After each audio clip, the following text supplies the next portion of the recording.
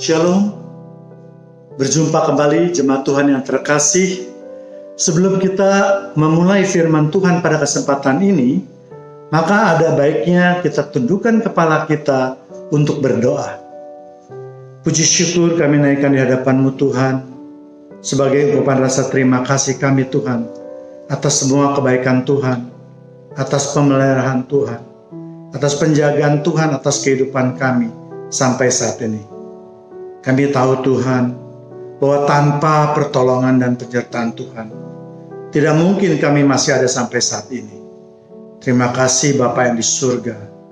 Hari ini kami mau buka hati dan pikiran kami untuk menerima kebenaran firman Tuhan.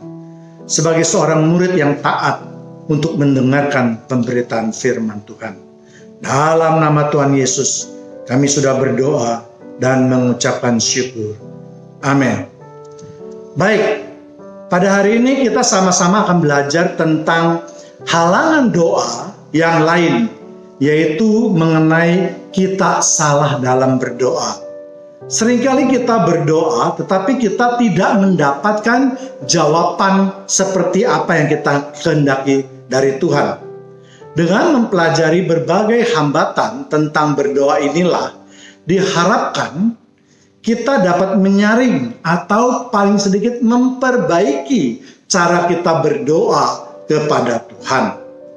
Mungkin ada yang bertanya, kok berdoa saja ada banyak syaratnya? Tetapi jemaat Tuhan yang terkasih, syarat tersebut bukan dari saya pribadi, tetapi dari firman Tuhan yang mau atau tidak mau harus kita taati. Kalau kita menghendaki doa kita dapat didengar atau dikabulkan oleh Tuhan. Mari kita lihat apa yang dikatakan Alkitab tentang halangan doa tersebut. Dan ini dapat kita lihat di kitab Yakobus 4 ayat 3. Atau kamu berdoa juga, tetapi kamu tidak menerima apa-apa, karena kamu salah berdoa. Sebab yang kamu minta itu hendak kamu habiskan untuk memuaskan hawa nafsumu. Seringkali orang yang tidak membaca firman Tuhan dengan baik, maka dapat mengambil kesimpulan yang salah. Apalagi pengetahuan tentang firman Tuhan itu hanya berdasarkan seorang pengkhotbah.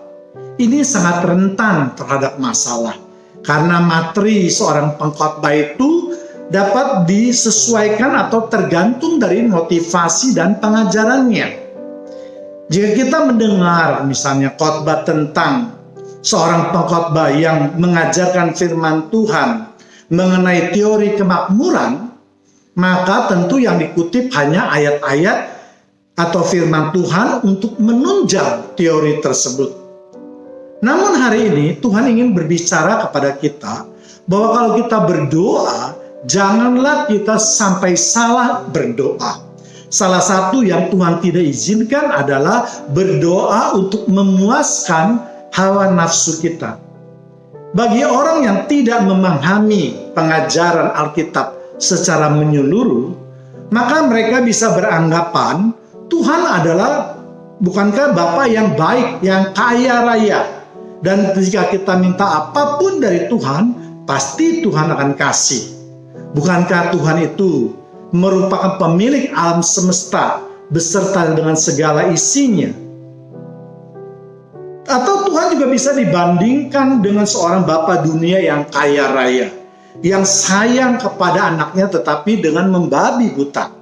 Segala permohonan anaknya pasti dikabulkan tanpa melihat permohonan tersebut apakah itu merupakan sesuatu yang mendatangkan kebaikan atau tidak. Sehingga akhirnya kehidupan anak itu menjadi tidak berarti, bahkan mungkin akan jatuh terus ke dalam dosa, dan kemungkinan juga akan berakhir dengan tragis. Apakah ia akan terlibat dalam narkoba atau meninggal karena kecelakaan? Dan contoh-contoh seperti ini banyak kita jumpai di dalam kehidupan kita sehari-hari. Misalnya karena dia ingin menunjukkan jati dirinya, maka dia mempergunakan narkoba.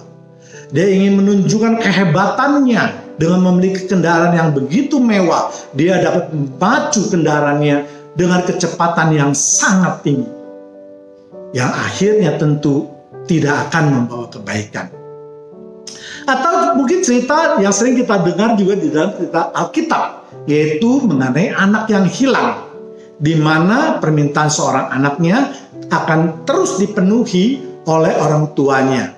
Dan seperti kita ketahui, akhir dari cerita tersebut adalah anak tersebut akan kehilangan semua hartanya dan masuk ke dalam pencobaan. Jadi permohonan kita kalau hanya untuk memuaskan hati kita saja, maka kehidupan kita itu sama seperti cerita anak yang hilang tadi. Apakah Tuhan itu menginginkan kita mempunyai kehidupan seperti itu? Jawabannya tentu saja tidak.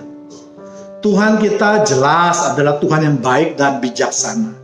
Juga Tuhan yang akan membawa pada kehidupan kita ke dalam suatu pada kehidupan kebaikan, yaitu kehidupan dunia ini maupun kehidupan nanti di dalam kerajaannya. Jadi Tuhan pasti tidak akan mengizinkan atau mengabulkan doa-doa kita yang sifatnya hanya untuk memuaskan nafsu duniawi kita. Bahkan mungkin Tuhan akan masukkan kita ke dalam pencobaan dalam rangka suatu proses untuk hidup lebih sesuai dengan kehendak-Nya.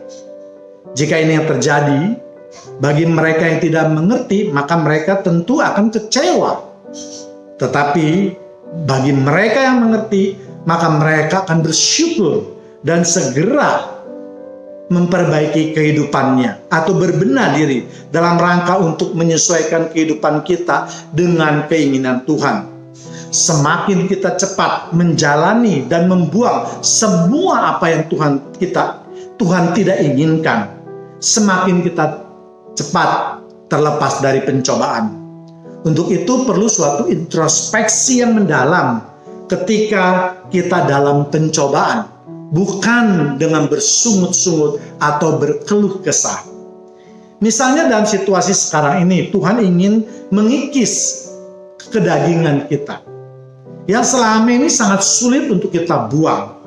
Gaya hidup kita lebih senang ke mall atau piknik kemanapun juga untuk kuliner misalnya, daripada ke gereja untuk melakukan berbagai kegiatan ibadah. Ke gereja cukup 1 kali saja seminggu, sedang ke kafe ataupun ke tempat-tempat lain bisa 3-4 kali seminggu, dan seterusnya. Jadi hendaklah kita berdoa jangan untuk memuaskan kedagingan kita. Itu adalah doa yang salah dan pasti tidak akan dikabulkan. Karena tujuan penciptaan manusia ini bukan untuk masuk ke dalam kekekalan api neraka, tetapi turut mengambil bagian dalam kerajaannya.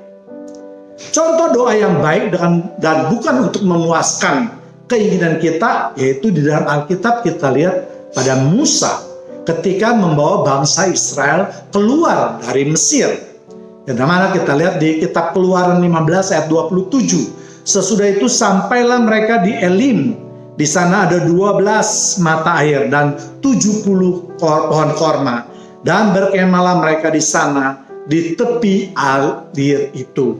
Dan kalau kita mau cari di dalam Alkitab, masih banyak sekali ayat-ayat yang menunjang doa Musa tersebut. Doa Musa kepada Tuhan ketika membawa bangsa Israel keluar dari Mesir, itu banyak sekali yang dikabulkan oleh Tuhan. Mulai dari bangsa Mesir ketika meminta air di padang gurun, diberikannya makanan yang berupa mana dan burung puyuh, sampai ke tanah perjanjian.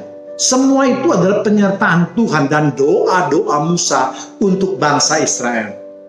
Dan semua doa-doa itu jarang sekali atau bahkan mungkin tidak ada yang Musa panjatkan hanya untuk kepentingan pribadi maupun keluarganya saja. Tetapi lebih banyak doa kepada bangsa Israel supaya mereka dapat masuk ke tanah perjanjian. Demikian hendaknya juga saat ini doa-doa kita lebih banyak ditujukan untuk meredakan kemarahan Tuhan. Karena saya berpendapat bahwa COVID-19 ini Tuhan adakan adalah suatu bentuk teguran yang keras kepada umat manusia, kepada bangsa-bangsa di dunia yang selama ini kurang memperhatikan perilaku kehidupan mereka. Mereka lebih banyak atau asik dengan kehidupan duniawinya, sebaliknya meninggalkan kehidupan rohaninya. Untuk itu, mari jemaat Tuhan yang terkasih, kita perbaiki doa-doa kita yang selama ini lebih banyak kita berdoa bagi kepentingan pribadi maupun keluarga kita. Tetapi kita ubah sekarang doa kita untuk berdoa syafaat untuk jemaat atau umat di seluruh dunia, untuk bangsa-bangsa, agar amarah Tuhan itu dapat kita redakan. Kita juga dapat menyembah, memuji dan meninggikan namanya.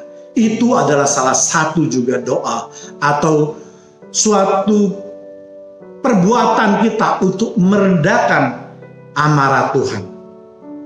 Untuk itu mari jemaat Tuhan yang terkasih, hari ini Tuhan ingin kita membuka hati kita.